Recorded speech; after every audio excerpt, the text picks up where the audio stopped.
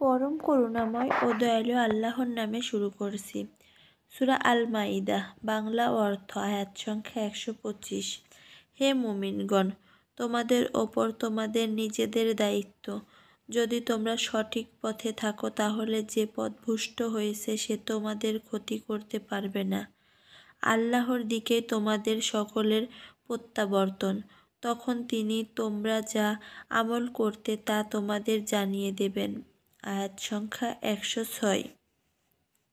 হে মুমিনগণ, যখন তোমাদের কারো নিকট মৃত্যু উপস্থিত হয় তখন ওসিয়তকালে তোমাদের মাঝে তোমাদের মধ্য থেকে দুজন ন্যায়পরায়ণ ব্যক্তি সাক্ষী হবে, অথবা অন্যদের থেকে দুজন যদি তোমরা জমিনে সফরে থাকো অতঃপর তোমাদেরকে মৃত্যুর বিপদ পেয়ে বসে।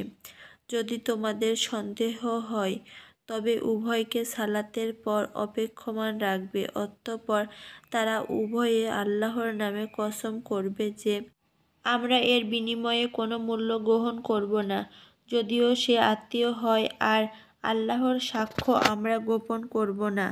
করলে অবশ্যই আমরা গুনাহগারের অন্তর্ভুক্ত হব। আয়াত সংখ্যা 107।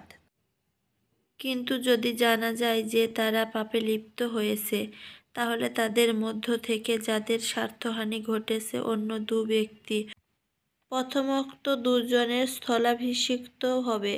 অতঃপর তারা আল্লাহর নামে কসম করে বলবে, অবশ্যই আমাদের সাক্ষ্য তাদের সাক্ষ্য থেকে অধিক সত্য এবং আমরা সীমালঙ্ঘন করিনি।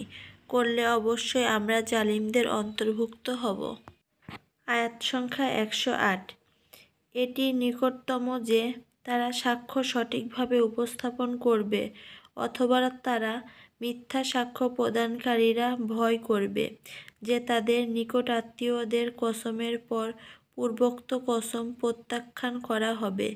আর আল্লাহর তাকওয়া অবলম্বন করো এবং শোনো, আর আল্লাহ ফাসিক কওমের হেদায়েত করেন না। আয়াত সংখ্যা 109। স্মরণ করো যেদিন আল্লাহ রাসূলগণকে একত্র করবেন, অতঃপর বলবেন, তোমাদেরকে কি জবাব দেওয়া হয়েছিল?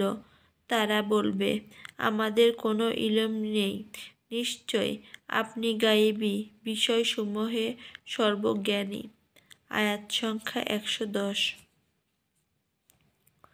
যখন আল্লাহ বলবেন, হে মারিয়ামের পুত্র ঈসা, আমার ওপর ও তোমার মাতার ওপর আমার নিয়ামত স্মরণ করো, যখন আমি তোমাকে শক্তিশালী করেছিলাম পবিত্র আত্মা দিয়ে।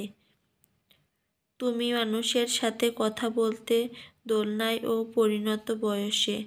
আর যখন আমি তোমাকে শিক্ষা দিয়েছিলাম কিতাব, হিকমাত, তাওরাত ও ইনজিল। আর যখন আমার আদেশে কাদামাটি থেকে পাখির আকৃতির মতো গঠন করতে এবং তাতে ফুঁক দিয়ে ফলে আমার আদেশে তা পাখি হয়ে যেত।